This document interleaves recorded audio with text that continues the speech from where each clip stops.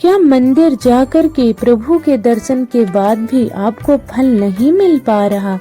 क्या बहुत सी पूजा करने के बाद भी आपकी मनोकामना नहीं पूरी हो रही? निश्चय प्रेम प्रतीत से विनय करे सन्मान, तेहि के कारज सकल शुभ सिद्ध करे हनुमान। तो सभी बोलो मेरे साथ सियावर रामचंद्र की जय।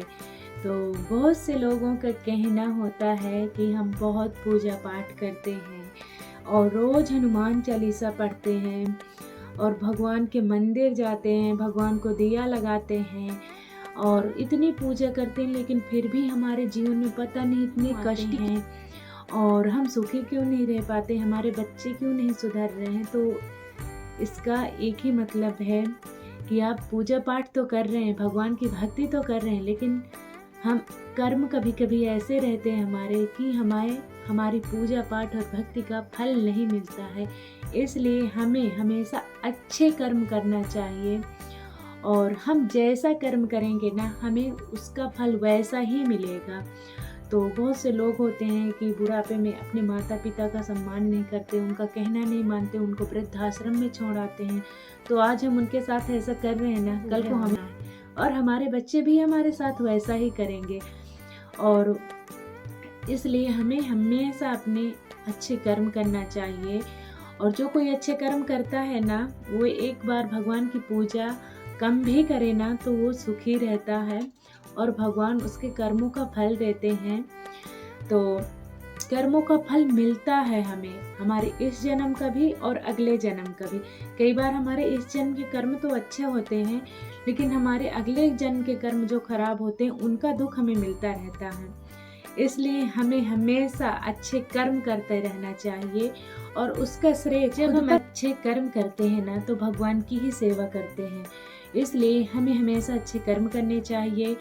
कभी भी हमारे आस पड़ोस में कभी हम जाएं, कभी मंदिर जाएं, बहुत से लोग होते हैं मंदिर में जाते हैं और लाइन में लगते हैं और दूसरे व्यक्ति को ऐसा धक्का देंगे कि वो गिर ही जाएगा और जा कर के आगे लाइन में खड़े हो जाएंगे और फिर भगवान के दर्शन करेंगे। आप भगवान के दर्शन करने जा रहे हैं और वहाँ पर भी ऐसा करोगे तो भगवान आपको क्या फल देंगे, आप ही बताओ। आपको भगवान के दर्शन करने जाना है तो आप लाइन में लगे रहिए शांति से और अपनी बारी का इंतजार कीजिए।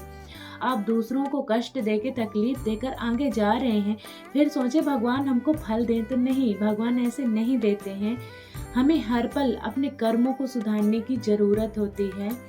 और जैसे बहुत बार हम अनजाने में बुरे कर्म कर देते हैं तो उनका इतना प्रभाव नहीं पड़ता है, पर जब हम जानबूझकर के बुरे कर्म करते हैं ना तो उसका फल हमें ज़रूर मिलता है।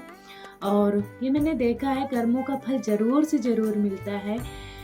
और जो भी दीन दुखी हों, असहाय हों, बीमार लोग हों, उनकी हमें मदद करनी चाहिए, सेवा करनी चाहिए, सच्चे भाव से सच्चे दिल से करनी चाहिए और उसका श्रेय खुद पर नहीं लेना चाहिए। इससे क्या होता है, ज़रूरी नहीं है कि हम धनवान बने तभी हमें कर्मों का फल मिलता है। बहुत बार जब हम अच्छे कर्म करते हैं तो अगर हमारे जीवन में कोई बड़ा कष्ट आना होता है, हमारे बच्चों के जीवन में आना होता है, तो वो टल जाता है प्रभु की कृपा से। तो इसलिए हमें अपने कर्मों को सुधारना बहुत ज़रूरी है, तभी हमें अपने पूजा पाठ का पूरा फल मिलता है, तभी भगवान की सच्ची कृपा होती है। जब आप अच्छे कर्म करते हैं तो प्रभु प्रसन्न होते हैं। तो एक बार सभी मिलकर करें प्रभु का गुणगान। सियावर रामचंद्र की जय। तो आप भी हमेशा अच्छे कर्म करिए और अपने जीवन को सुधारिए। जय श्री